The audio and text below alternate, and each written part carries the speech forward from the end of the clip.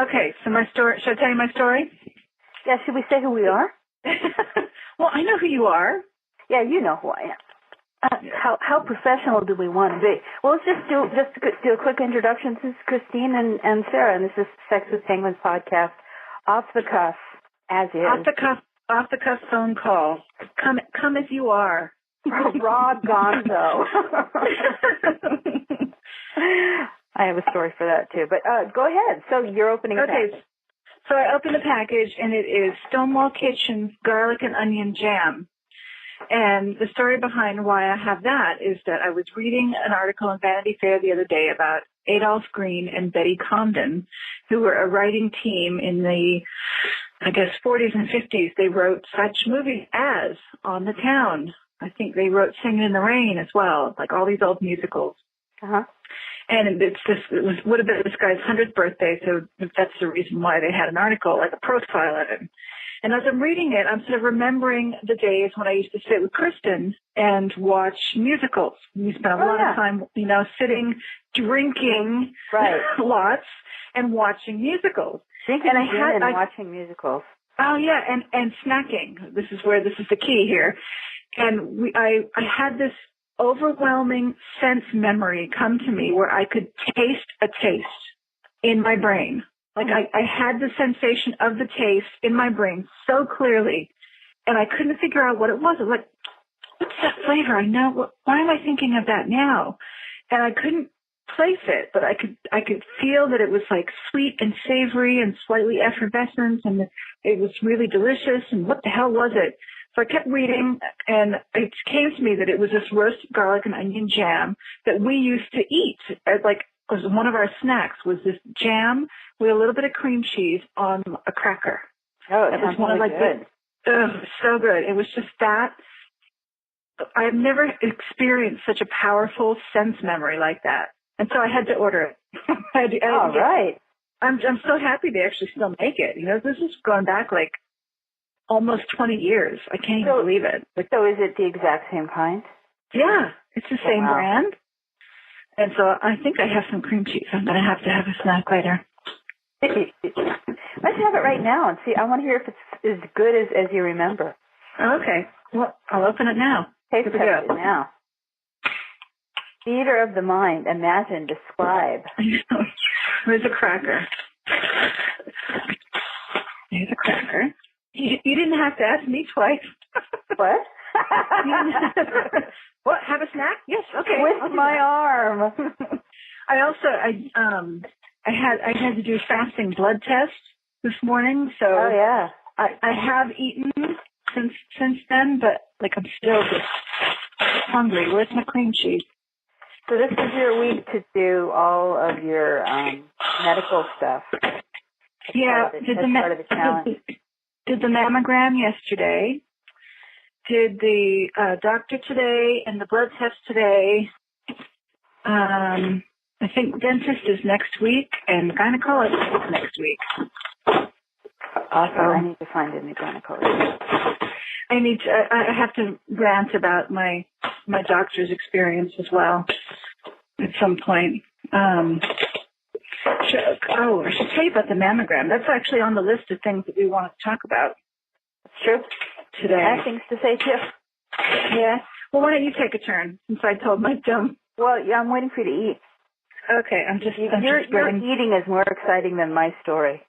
All right, there's a little cream cheese going on. What kind of a cracker? It's like a water biscuit, water cracker, just like a flat thing. I'm going to get any cream cheese in my jam, so I have to.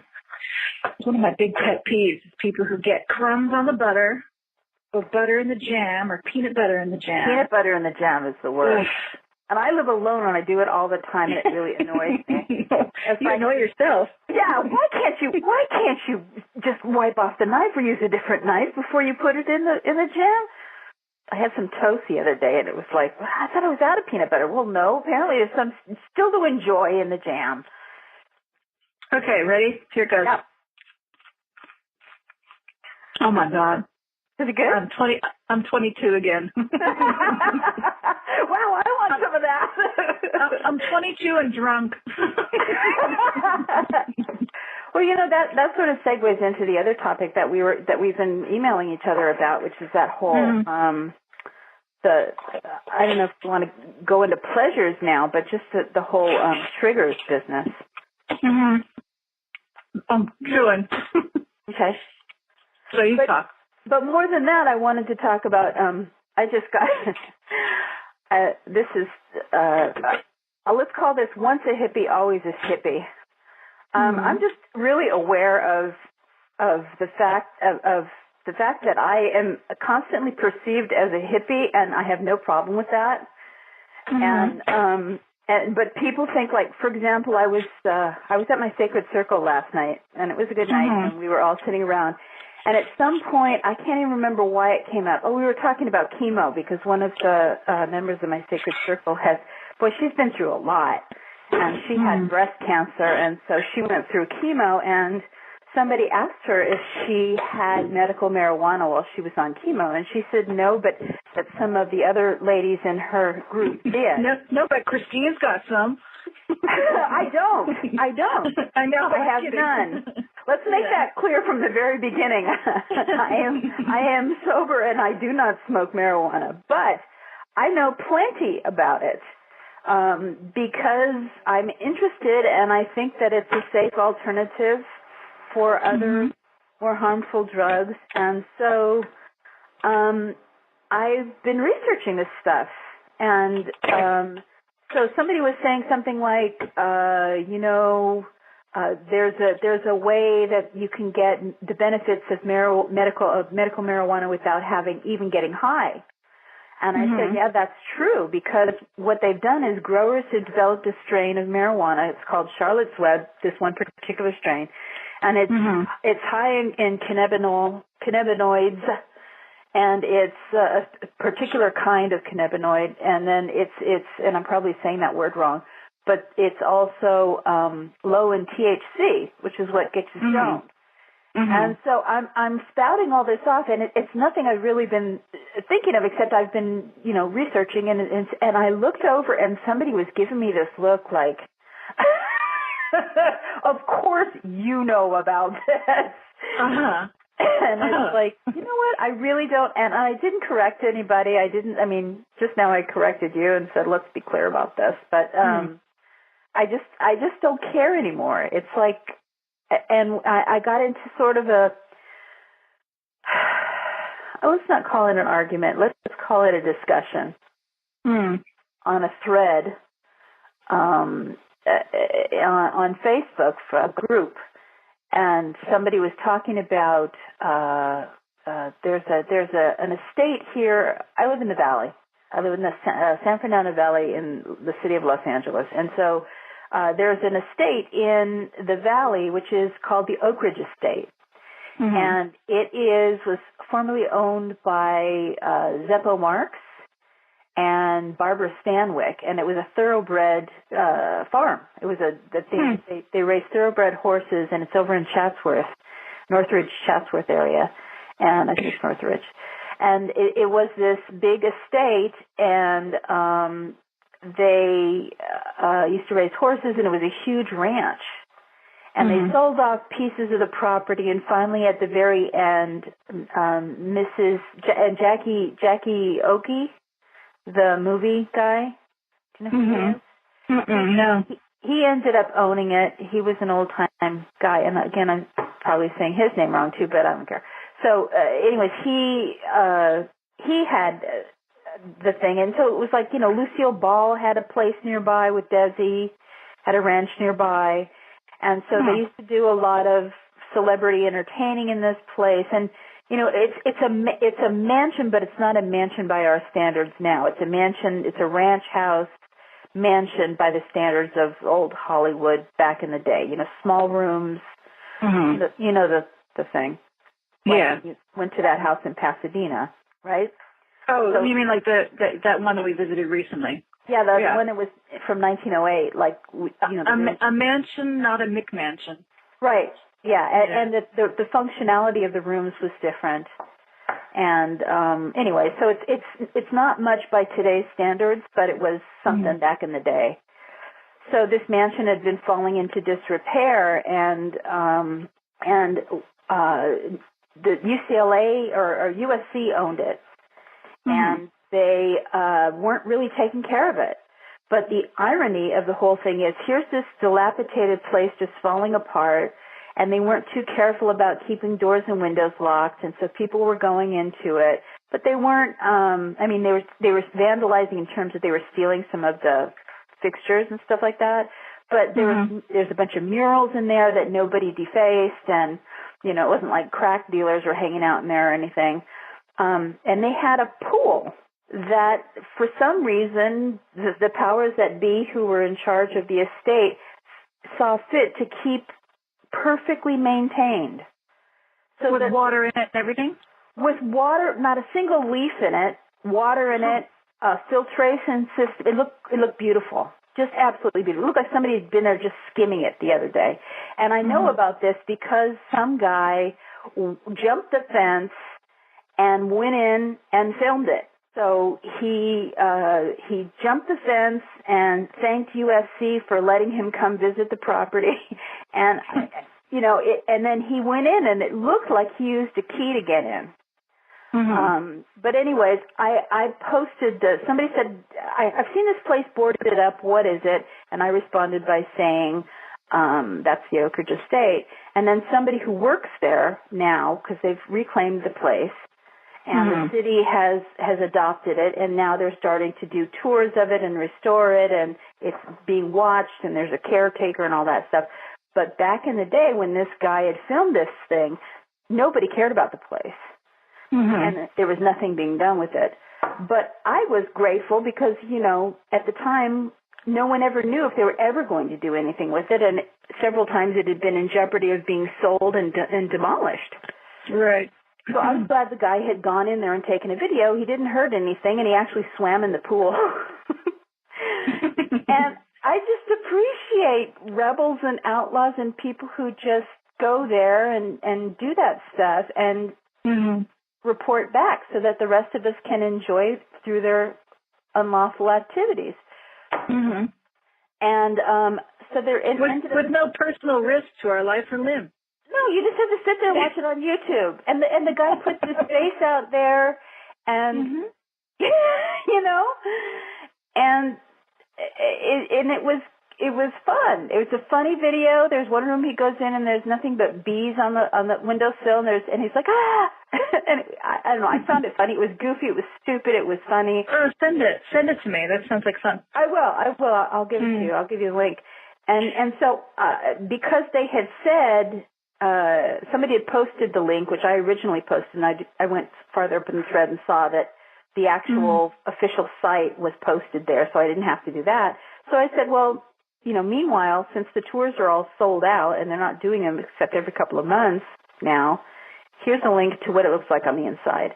And the people who are the powers that be got quite upset and were saying, well, he broke in and, he should be prosecuted, and people got all up in a flap about the whole thing. Oh, wow. And I realized it's like, well, I didn't do it. I didn't do it, and I kind of admired that he did it, and so what? He didn't hurt anything. He just went for a swim. He didn't deface the place.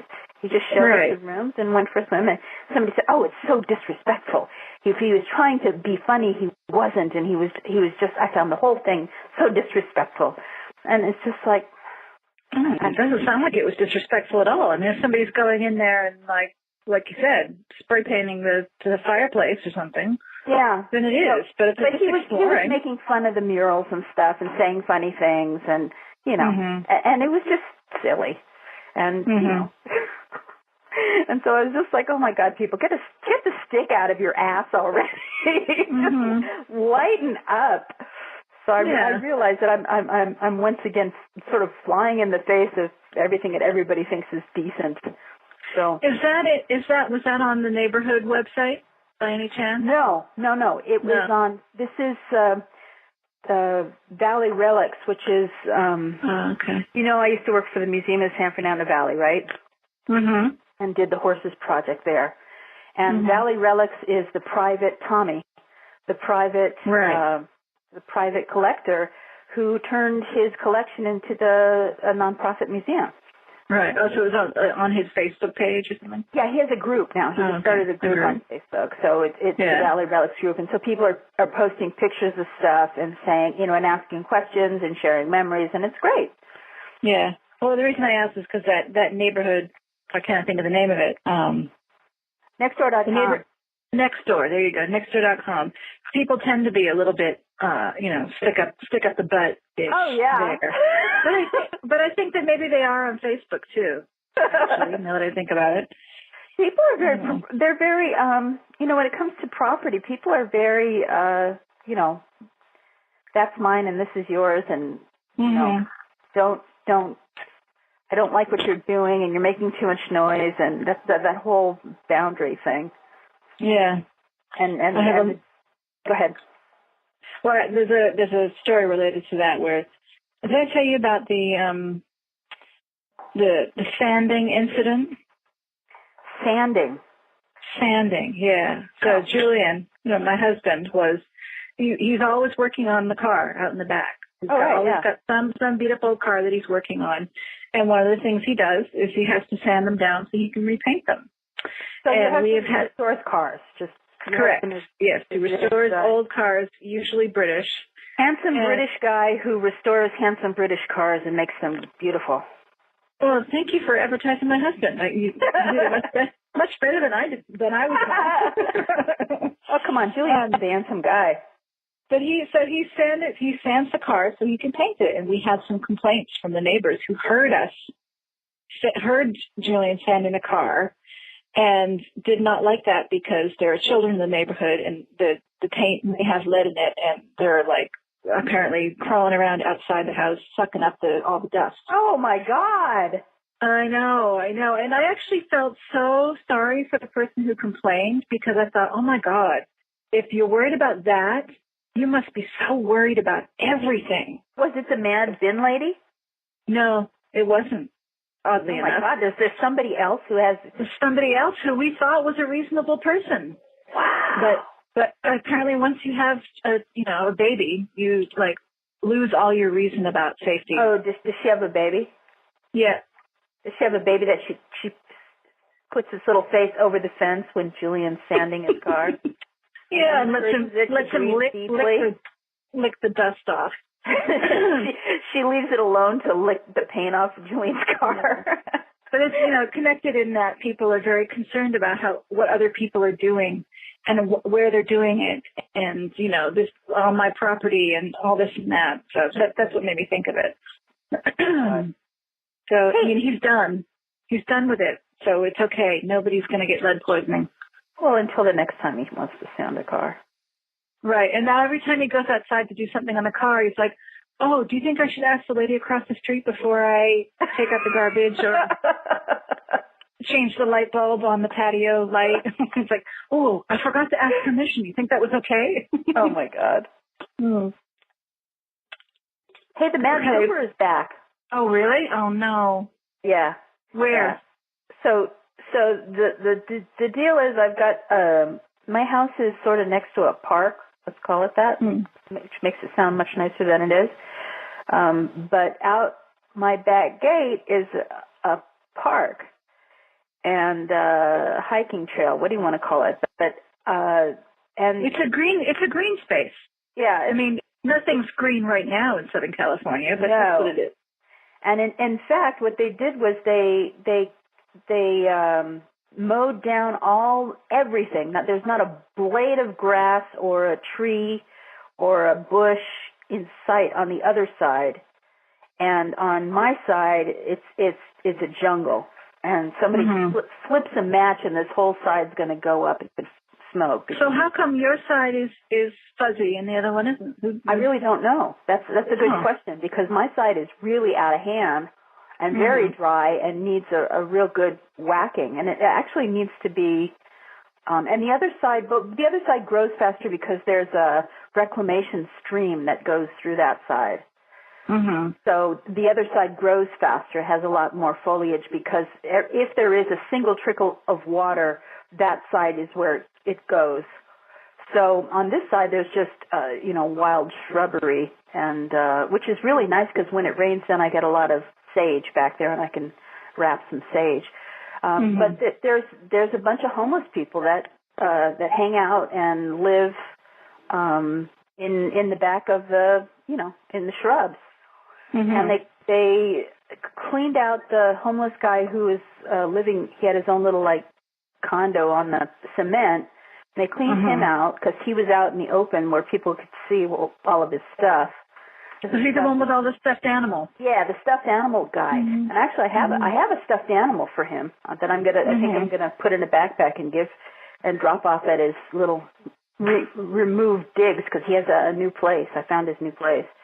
Mm-hmm. So they've kicked out everybody that was living in the bushes and everything over there, but now they apparently, or one of the guys, I don't know how many people do, but behind my house has got so many shrubs that they're using it as a potty.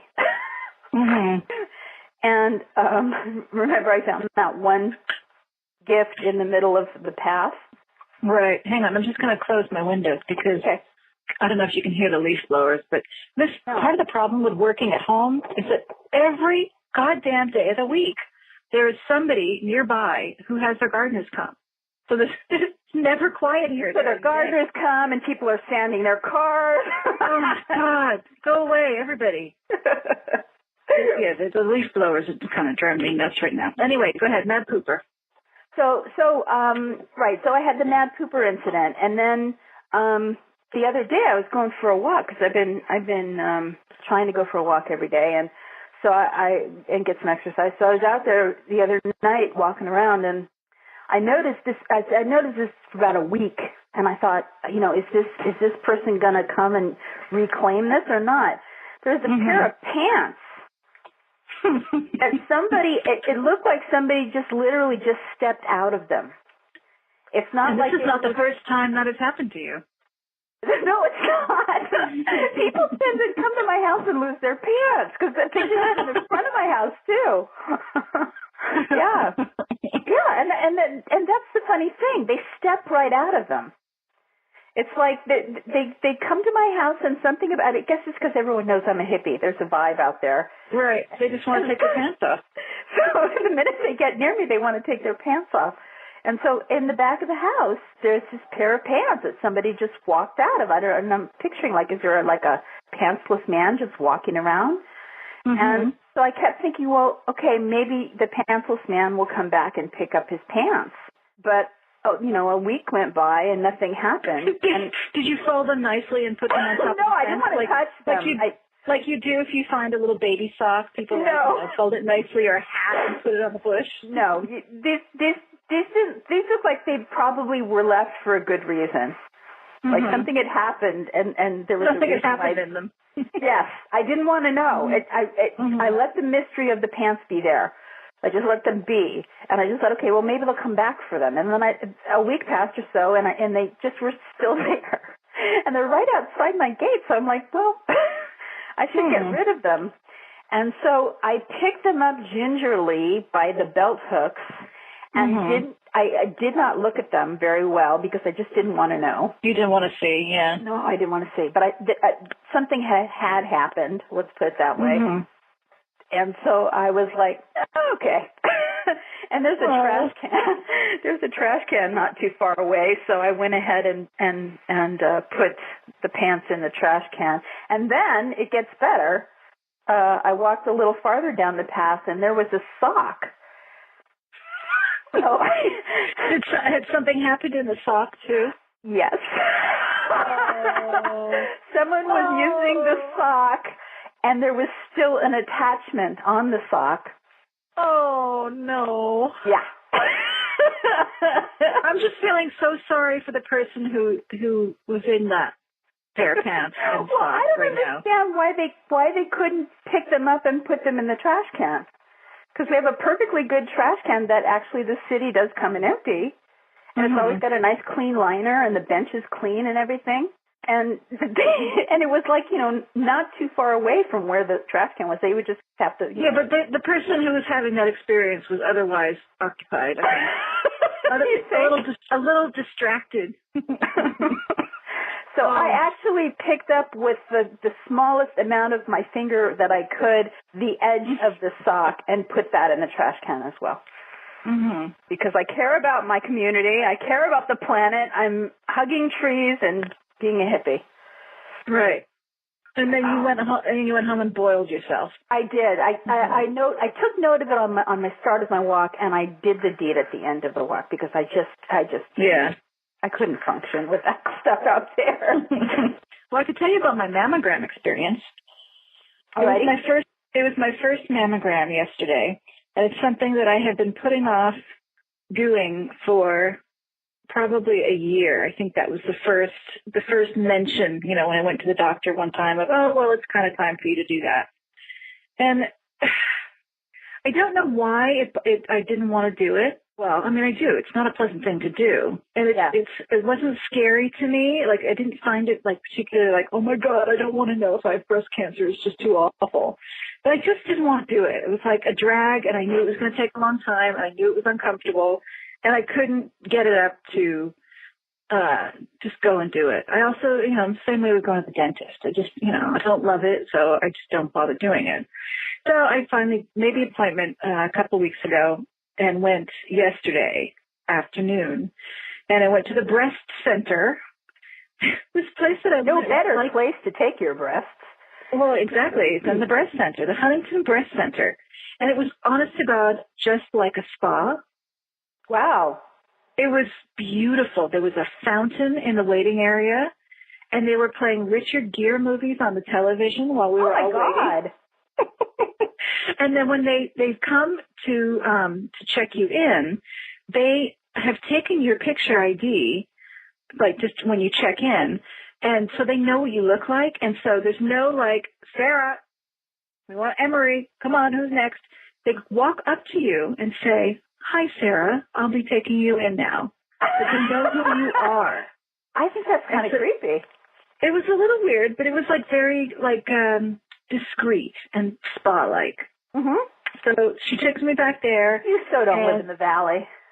I know. I live in the San Gabriel Valley. But I deal with people pooping in my backyard, and you're going to a spa to get your breasts looked at. I was the thing that got me was the Richard Gere movie playing in the background. I don't know what movie it was. Oh, you don't know? It was the one. It's something to do with ballroom dancing and Jennifer Lopez. And I don't think I've seen it before. It looked like it was kind of cute and fun. But the fact that it was a Richard maid or something? No, she was a teacher. I think she was his dancing teacher or something. Oh yeah. And it was just perfect because, the people who are sitting in a waiting room of a breast center are women of a certain age, of course, who will probably really appreciate having a bit of Richard Gere in their day.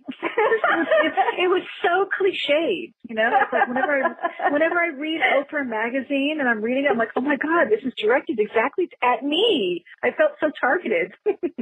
Oh my God. Anyway, so she took me back into the it's like a locker room, like they have at a spa, and I had to change into the little a pink wrap top. And they gave me a locker for my stuff and a little, what do you call those things? What's that phone cord stuff? It's like a elasticated, curly, like the old-fashioned phone cords. Do you remember those curly things? Like that, with a key to the locker on it, which is exactly like a spa. If you've gone to a spa, one of those wrist things? One of those wrist things, yeah, with a key on the end. Yeah. And then took me into another holding area where Richard Gere was still tangoing away, and they had little chocolates wrapped in plastic sitting in a bowl on the table. God. And they had Vogue magazine. Chocolate and Richard Gere. Wow. The only thing did they give you wine? No wine. I was that would have been that would have been good. And it was nice, but it was good because I waited for 45 minutes. They were that behind schedule, and I really was not that annoyed because it was such a pleasant experience. Until I get into the room, of course, where they actually do the boob squishing. And, I hadn't done it before. I had a general idea of what to expect, but it really hurt. It was really uncomfortable. And I sort of wasn't expecting it to be quite as uncomfortable as it was. All right, stop right here. So, okay.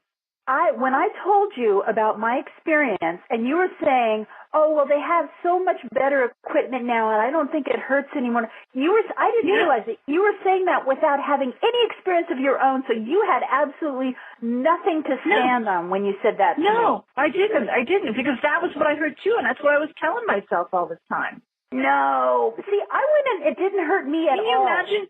Oh, and really? everybody else had been complaining about it and whining about it. And when I went in and did it, it was not at all painful. It was a little uncomfortable, but that was it. Yeah. Yeah, so no, it was very uncomfortable for me. And, I can imagine it would be even more uncomfortable for somebody who is uncomfortable with being touched. Because I was touched a lot, she'd like lifting up my boobs and turning them around and putting them in and pulling them up and, really doing a lot of breast manipulation, like moving me around physically with her hands. Once I was in there and, all the boob manipulation was happening, I was wondering, like, how does it work for women with very small breasts? That's what I was wondering, because I have pretty big boobs. And she didn't have to pull them too hard to get them into the device. Mm-hmm. But I would imagine if you have really small breasts, would it be more painful? Like, do they have to really pull on them? I think that the painful part... Listeners, tweet us with your answer. Yeah, I don't have a huge... I think you've got more of a rack than I do. But I have enough. Are you there? Mm-hmm. Come here. I thought we had the same size boobs. No, I think you're bigger. Okay. Well, next time I see you, let's compare. Okay. What was funny is the last time I saw you, we were sitting together, and I just reached over. I was like, "Oh, there are your boobs." Remember? We were sitting together. I do remember, and there they were. Yeah, and then you said to me later, as we were hugging about you guys, "Oh, there are your boobs." I love that about us. It's like, I can just start pawing your boobs for no particular reason, and you're just like, yeah, whatever. Yeah, well, they're there. That's what just you do. But yeah, that was sort of the interesting. I was thinking about somebody who was not that comfortable with being touched in any way. Yeah, that too. That must have been it would be much harder for that person to go through the mammogram because it was very invasive. Like she was really grabbing hold of my boobs and moving them around in a way that like nobody like outside of my husband has spent that much time with their hands on my boobs. Yeah, she really looked at mine. That's what she was really looking at it, and she was very careful, and one of them needed 2 pictures and the other one only needed 1. So I was hoping my one boob didn't feel slighted, that the other one got more pictures taken. Mm-hmm. But how many? I think she took 3 of each boob. Oh, wow. I had 1 of one and 2 of the other. Huh. Well, see, mine was a lot less nice. My place was a lot less nice. Maybe they felt like they had to get you through faster before you got really fed up with them. No, it was very pleasant. It was very fast. There was not a lot of waiting. I mean, you said you waited like 30 minutes. I was in and out of that place within maybe half an hour. Wow. I was, and it wasn't that crowded. It was very streamlined. I went into like a little room too, but it wasn't that formal. They didn't have lockers. It was just like you put your stuff down on the table and then you come back. It was very relaxed. Mm-hmm. And it was the last thing that happened, just to wrap up the story, is they gave me a thank you card when I left. Oh my God! And Richard Gere's going to do your follow-up exam, I hope. And it was signed by everybody who I came in contact with, like throughout the whole from check-in to the technician. Everybody signed it, and it was like a pretty card thanking me for coming. Wow. Yeah, it was pretty wild. Okay. So I was going to say, speaking of nextdoor.com, I was just looking at my email. It says, avoid Sierra Madre Villa and Rosemead Boulevard. Bears in area. That's like 2 blocks from me. Oh, my God. There are bears in my area. Don't put your honey face cream on. No. Oh, that stuff is so amazing. I love that. I do, too. Did you hear a plane just go over? What was that? A plane? Did you hear it? Oh, yeah, I did hear it. Okay. The Pasadena Police Department is currently involved in monitoring 2 bears that are contained to a trash dumpster. Wow. Good grief. They're really coming down. Oh, I saw, speaking of wildlife, when I was hiking, when was that? Monday? I saw my first rattlesnake. I had never seen one when I was hiking before. It was a big one. And there was a guy running in front of us. I was walking with a friend, and he stopped, and he came back to tell us that it was there. So just good. warn us. Yeah. Good. So everybody's kind of paying attention. But just it made me think, okay, what do you do if you get bit by a rattlesnake? Like if I were up, hiking by myself, as I do sometimes, up on the mountaintop, which is like, 3 miles up, what do I do? Do I call 911? Yeah, call 911. Carry a penknife with you, and what I had always heard you do is a rattlesnake. Are they venomous? Are rattlesnakes venomous? Yes. Oh, so yeah. You're supposed to put an X in your flesh and suck out the poison. I remember that. I remember that from the picture of how to deal with terrible, terrible things. But it was like put a tourniquet to stop it from put a tourniquet above, like let's say it's on your ankle. You put a tourniquet above your ankle, and then above the area where it's, I guess farther up on your leg to stop or slow the flow. And then you're supposed to cut. I mean, I'm talking out of my ass, but this is just folklore. Maybe this is just urban myth, but that's what I had heard. And God, yeah. Well, I'm looking at WikiHow right now. Okay. And so far, you're right. Oh, good. Oh, wait a minute. No, you're not right. If someone is bitten, do not apply a tourniquet or tight band around the wound. Well, now you're going to die. Thank you, Christine. Don't apply cold packs. Do not use your mouth to suck out the venom. Do not consume alcohol. Do not consume alcohol, caffeine, aspirin, or anything by mouth. Do not run or panic. An increased heart rate will speed the venom through the blood system. Well, what do you do then? Hang on, I'm looking. Do identify the species of snake. Move the victim away. Keep victim still and calm. Remove clothing or jewelry. Yeah. Swelling may become a problem with any constricting articles of clothing. Wash the wound with water. Immobilize the bite area with a sling. Suction the wound, but only if you have a snake bite kit. Like we all walk around with our snake bite kit. Do not use your mouth. You're going to have to. Now you're going to have to. I ran into a snake once. Lower than heart. I ran into a snake once, and I moved it with a stick. Did you? I picked it up and threw it in a bush. Yeah. Was it a rattlesnake? Yeah.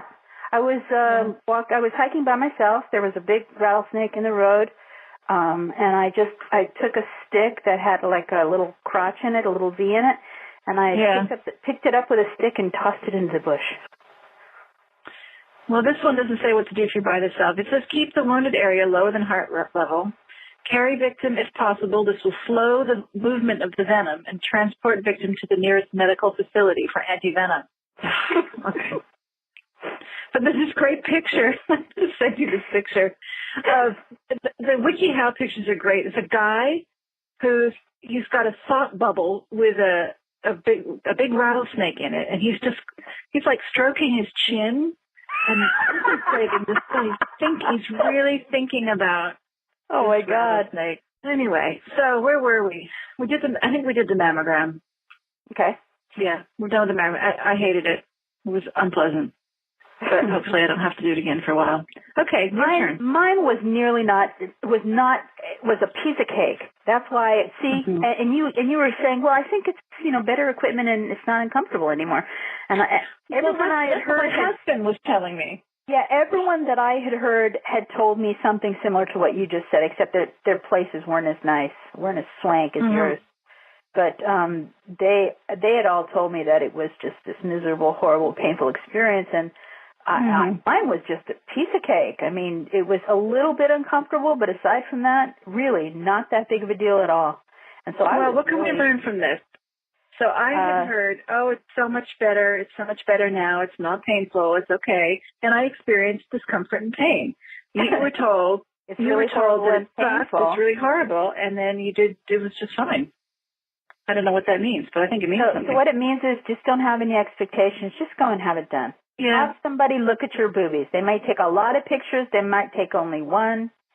It might hurt. It might not hurt. It might hurt. It might not hurt. For sure it's uncomfortable. And people, there's a new, and I'm surprised your hip and happening spa didn't have this one, but apparently you can do it by heat. There's some kind of a heat sensing thing. Mhm. They were warmed. The actual mammogram machines were warmed, so you didn't have to place your breast on an icy cold piece of plastic. Mine was cold, and I didn't care. Maybe I'm just dead below the neck, which is not a good thing to claim. But go have it done. Richard Gere says go get a mammogram. Richard Gere says go get a mammogram, honey, and you can come back and dance and have chocolate with me. Mhm. Well, so this relates to, so I did my blood work and physical today, and as it turns out, I still have high blood pressure. Despite all of the healthy living I am doing, I still have high blood pressure, and I've had another piece of medication added to my regime, and I am pissed off. Because, I haven't smoked or drank. I eat well. I exercise every goddamn day, sometimes twice. And the genetics are kicking me in the butt. That's all. It's like the only thing I've got left is like, that's what it is.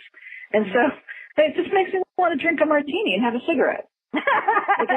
It's not making a difference. So why am I depriving myself of these pleasures? So that was like the first thing on my mind when you called, was like, I need to complain about, doing all this stuff exactly right and still having this issue, this health issue come up. But I got sidetracked with it. So the anger is a little bit abated now, but I was really pissed when I got home. And it was like right before I called you, I was like, what am I supposed to do? Why don't I just do whatever I want? Anyway. Yeah, but you like exercise, though. I do like it. I also like a martini. A lot. So it's like, what's the reason behind, I guess it goes back to what are the reasons behind why are you doing something or not doing something, whether it's the exercise, which is doing something, and not doing something, which is, not drinking or not eating French fries or whatever it is that you decide is unhealthy for you. You know what my answer would be, or what comes up for me when you say that? What? For me, it all comes back down to mindfulness. Mhm. Because it just is like, if I'm going to eat French fries, I'm going to enjoy the hell out of them. And they don't taste as good to me when I'm just like stuffing them down my face because I have to get something in me. Right. And if my mindset is, French fries are bad for me, then, and I'm going to eat them and feel guilty, then that's a whole different thing than if I'm, just really present and really aware and saying, God, I really enjoy my food, and I'm going to have French fries, and that's going to be good. Because I think, I know there was I was listening to some Dr. Oz thing, and they were saying French fries are the single worst thing that you can eat. Really? Yeah. So, have a martini, let's light up a doobie. I know. And let's hit it. At least I'm not eating French fries. I love French fries. I used to eat French fries. I used to go to this one diner in Santa Monica, and I'd have French fries. Check this out. French fries, a grilled cheese sandwich, and a milkshake. I mean, talk about fat overload. Yeah. Yeah, no, I think French fries are one of the world's most perfect foods. They're wonderful things. I'm going to want French fries by the time we're finished talking about this. I know. You want to talk about the foot pimp story? Sure. oh God, talk about guilt. and just, this is just so weird. So, all right. I go barefoot a lot. I don't like shoes. Mm-hmm. I don't, hippie. I am. I'm a hippie. I don't like shoes at all. And I don't like wearing shoes. And whenever I'm home or whenever I can get away with it, I will not wear shoes. I don't wear shoes when I'm driving, which I'm sure is a violation of some sort, because I like to feel what's going on. I like to be connected with the earth and connected with my driving pedal and all that kind of stuff. And so my feet are starting to get real torn up on the bottom. They're calloused. I mean, because, I walk over everything, and they're starting to get a little torn up and calloused and stuff. So I started looking at the bottoms of my feet, and they're really torn up. So a long time ago, it was like maybe 7 years ago, there was this guy. I don't know if I told you this. We were friends then, I'm sure. But there's this guy that, I don't know if you remember, I went and I had my foot resurfaced. I don't remember that. I can tell you exactly, it was 7 years ago, it was on Halloween. And I went to this guy's apartment. It was really weird, and not what he did was weird, but the way it was all handled was very strange. It felt very... Don't I get my foot resurfaced every time I go get a pedicure? Huh? Is it different from getting a pedicure? Yes. He didn't pedicure my toes, anything. He used like a sander. Like a sander that he got in Europe that's specifically for sanding down feet. And it's not one of those things that cuts off calluses. It's not one of those petty eggs. It's not a pumice stone. It's this sander, like I can't remember what those kind of, the ones that have a head and a dowel kind of sander. And so he goes through. I went to, and here's how it happened. I went to his apartment. It was Halloween. I went to his apartment, and I had heard about him through somebody else. I don't know, somebody had mentioned it, and I thought, oh, that sounds really cool. I'll go get that done. So I went to this guy's apartment. He had this like dinky little apartment in this low rent area, and I went up to his apartment and hung my feet off the edge of his couch in his living room. Now, how gross is this for him and his girlfriend if they're living in my foot dust?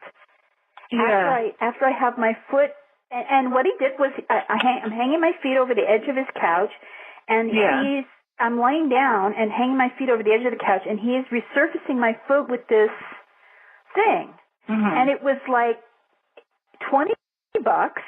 And I was like sort of weirded out because I mean, it didn't seem like he was like doing anything weird with it, but it was just like, why does this guy have his own shop? Why is he doing this in the apartment that he lives in with his girlfriend? And low overhead. Huh? Low overhead. Yeah. And I asked him that, and he said, well, he's hoping, and I said, why don't you just do this in like, have like your own little stall in a beauty place, in a hair salon or a pedicure place or something, because it was amazing. He did a great job. And then he tried to involve me in his marketing. And he has this disgusting picture. I'll send you the picture. It's really gross. He's got a collection of pictures of like 1 foot done and 1 foot before and 1 foot after. And I would like to just make an aside to say, do not Google foot resurfacing. Really? Just don't. Is it bad? It's gross. Yeah. I wonder if his pictures come up. I'm not near a computer right now, but this guy, he was trying to get me like to help him on his LinkedIn page.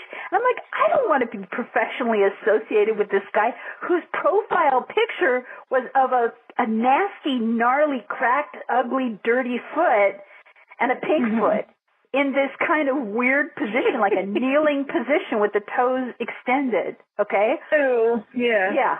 And so I was like, I dig it, man. I know you're trying to build your business. That's great. but I would never pimp this guy because it was kind of a weird setup. But I'm looking at my feed, and I've tried everything, and I'm thinking I should find this guy again.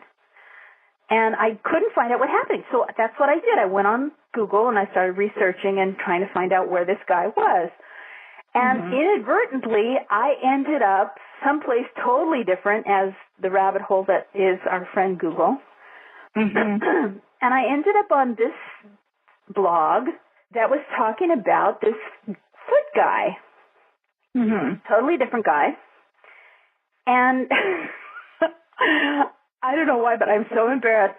So this guy wants pictures of girls' feet, and he will pay $50 for pictures of your feet. Okay. So discuss. What do you think of that, first of all? Sounds kinky. Sounds kinky. But let's think about this for a minute. Okay. So this guy. I mean, I don't have an issue with kinky, but it sounds kinky. I don't have an issue with kinky either. I think kinky is cute. That's just me. If it's not hurting you, it's not hurting him, and everyone's consensual. I think anything is fine. But it's like, I don't know, it's like almost like I don't necessarily want to shed this light on it, but consider a picture like, okay, so me and you are having a conversation, and you say, oh my God, and let's say your daughter is 2, and she was taking a bath, and she did the cutest thing in the bath, and you say, oh yeah, let me send you a picture of my kid and the cute thing that she did in the bath, and you send me an email of a naked kid. And I say, are we in trouble? Oh my gosh. Huh? Are we in trouble? Yeah, it's and so I'm looking at it and thinking that's the damn cutest thing I've ever seen. Now, of course, I wouldn't post it on my Facebook page, but that's fine, right? You and I are just sharing a picture of your daughter. And then if you think of it like, okay, but somebody else is looking at this in a totally different way. How does that color our perception of the photograph? And so this guy, his thing, and he's really straight up about it because the girl in the blog interviewed the guy on, through email, I guess. I don't know if she talked to him on the phone or if this was a chat or what, but she had a series of questions that she asked him, and she said, okay, I'm fascinated. How many people have you asked to do this? How many? And he pays $50 for 12 pictures. Wow. Yeah. And he has specific requests. He wants certain things done. He wants the feet to look a certain way. He wants you to be in certain poses and stuff. And honestly, I'm thinking, hey, I could use $50. I like my feet. Yeah. I don't have a problem with that. So I'm sitting there thinking, well, this might be interesting. This might be fun. And I read the whole interview through and to find out whether or not, and this woman was saying, look, I'm not going to vouch for him, but I'll tell you, I took pictures of my feet, and he sent me he PayPal'd me immediately. So this dude's legit. Right. So the difference here is that in the case where I send you the picture of my daughter in the bathtub, well, my daughter is a child, and you are a consenting grown-up. Right? And what you do with your body and your feet and your pictures is your business. So what happened, I have a related story. A few years ago, I was using the photo sharing site Flickr to, keep all my photos up in the cloud. And this included, obviously, because I have a daughter and I take pictures of her, pictures of my daughter. And this is going back to, she's 15 now. This was maybe, I don't know, 5, 6, 7 years ago. She was little, 6, 7, 8 years old. And you get a notification when somebody favorites one of your pictures. And at the time they were just up there public. I wasn't, there wasn't any reason for me to have them private or only family or whatever. And so I got a notification that somebody had liked a picture of my daughter, and I didn't know who they were. And I went and looked at his Flickr profile, and he had no photos himself, But then I went looking at his favorites, and every single one of them was of a young girl. And he was obviously a dude. Yeah, and I was really weirded out and grossed out and shut everything down immediately. But it's very different for a grown-up person who's choosing to share a part of themselves, whether it's a picture or, whether it's your tits or your feet. It doesn't matter, really, right? It's you're in control of it. So well, here's the thing. Here's where we come to the interesting part, and the reason, hence the foot pimp thing. Mm-hmm. So, yeah, and legally, I just found this out, but legally, if you take the photograph, you own the photograph. Mm-hmm. Even if it's pictures of other people, if you've taken it, you own the photograph. Because there was this thing on the internet. Did you see this thing about the picture of the monkey? No. This guy had an iPhone, and he was shooting pictures, he had an actual professional nice camera of some sort. Mm-hmm.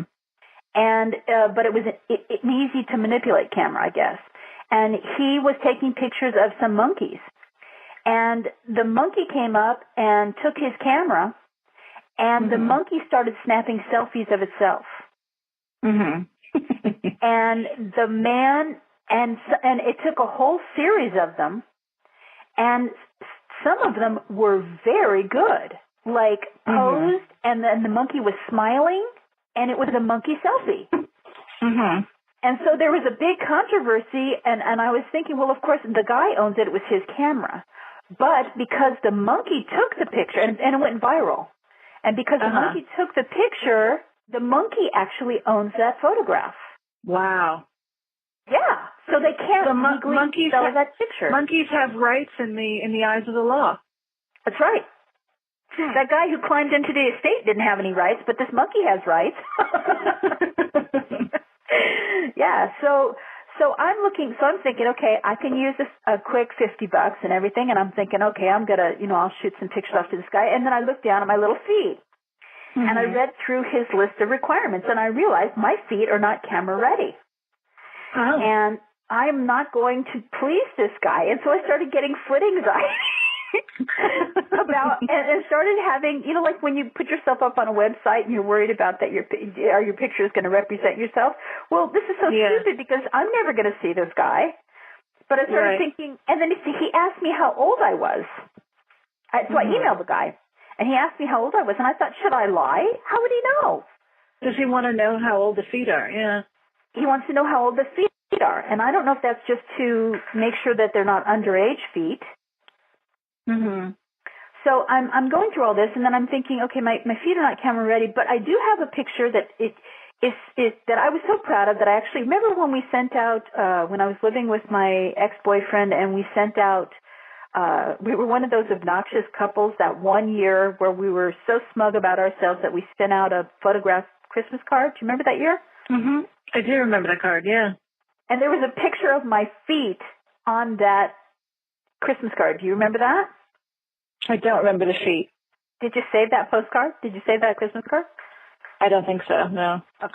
It actually had a picture because I went and got a pedicure, and I was so proud of how great the pedicure was. The woman had put little flowers on my toes and stuff. And that ended up being one of the pictures that we included in our smoke Christmas card that year. Wow. Yeah, I know.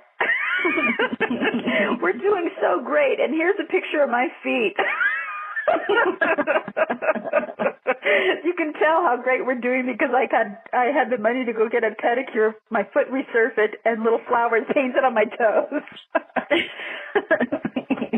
So I was looking for that picture to send to this guy and to say sort of like, look, I don't think you're going to like my feet, but here's a preview because he says you have to send a foot that shows all your toes.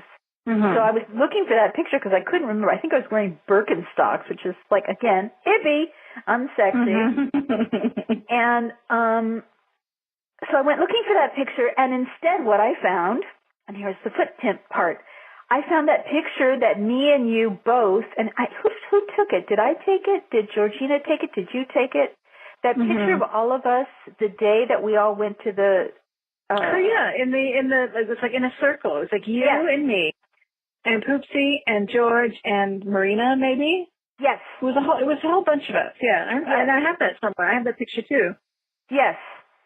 And I can't remember who took it, and I can't remember, but I'm looking at the picture. It looks like I took it, but I'm not sure. I think maybe you took it. Mm-hmm. But I can't remember. I want to say George took it, actually, but I'm not sure now. That's possible. But I was trying to look at it from the angle of the feet in the circle. So I found that picture, and then I'm like thinking, oh, this is a picture that shows all my toes. I'll send in this. And I thought, no, wait, I can't do that because there are other feet in the circle. Right. And so I can, but it brings up a larger issue. And that was, I was looking at the pictures, and I was thinking, okay, first of all, there is a pair of underage feet there. Mm-hmm. At least one pair, yeah. Well, the other two, I think, were at least 18 at the time. Possibly. I can't remember. Yeah, I don't remember exactly when it was, but it's possible that they were also underage. I don't know. And like, again, how can you tell? Right. Underage feet in this picture, I mean, they're not baby feet, but they're young adult feet at least. Mm-hmm. Mm-hmm. And then a couple of older feet in the picture. But I think you'd be hard-pressed to see how old these feet are. Right. And he had specified what he finds attractive and what he doesn't find attractive. And one of the things that he doesn't find attractive is toenails that are too short.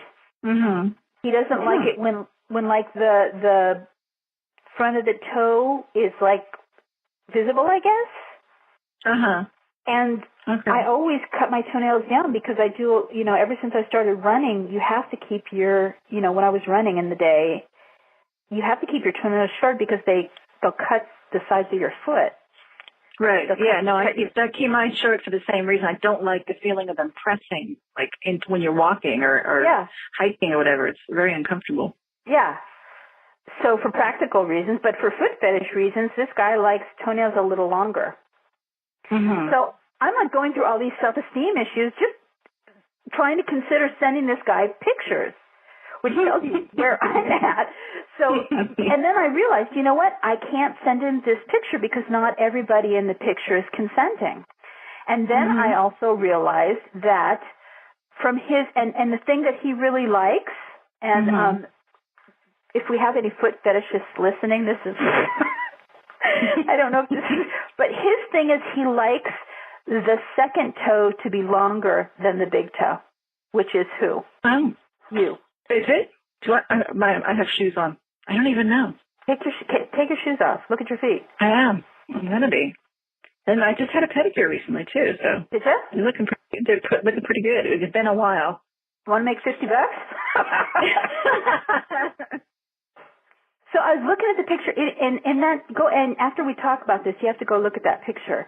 In that picture, there are my short little stubby toes, and I always trim my toenails pretty short. So I'm not, even though my toenails are nicely painted and everything. We just came out of the salon, and we're all wearing flip flops.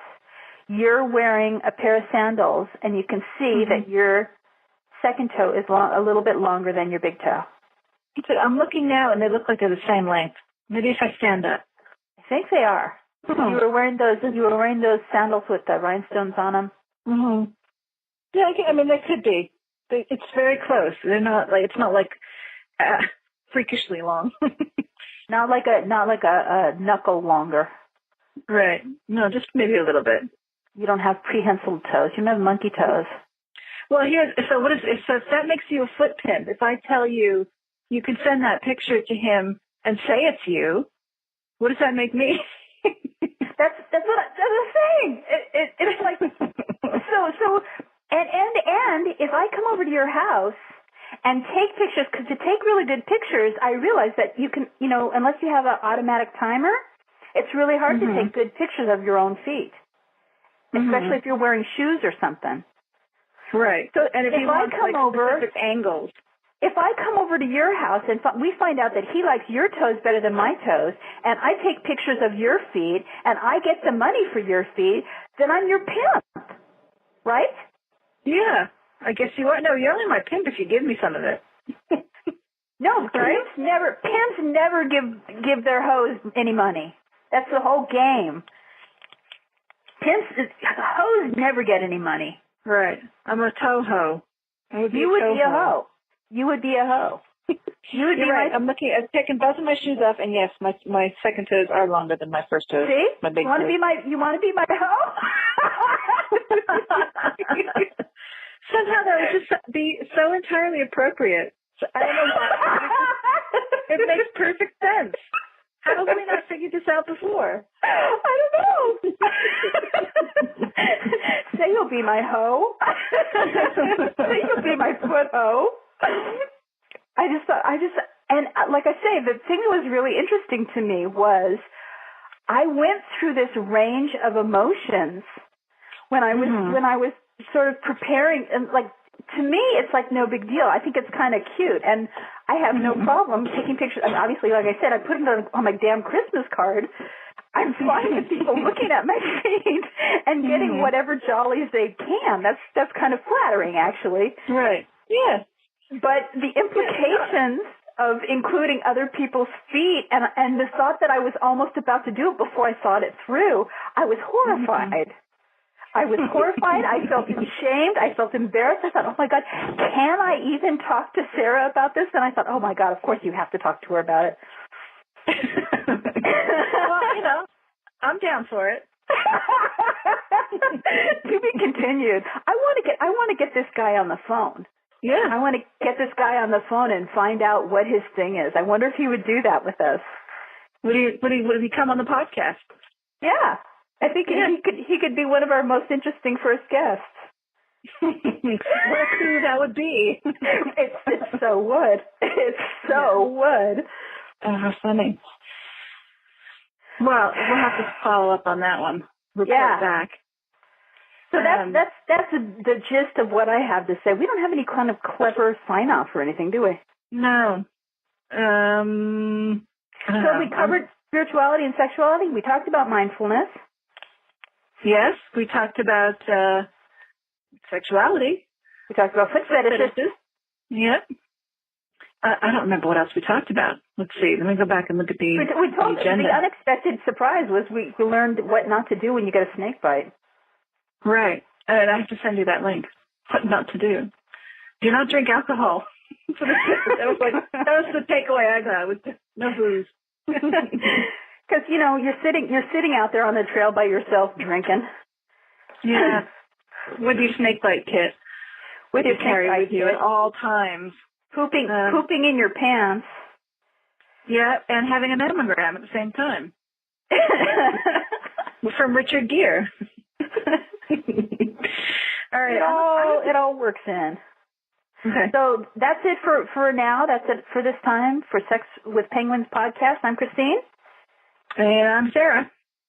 And she's my foot hoe. Until next time. Bye. Bye.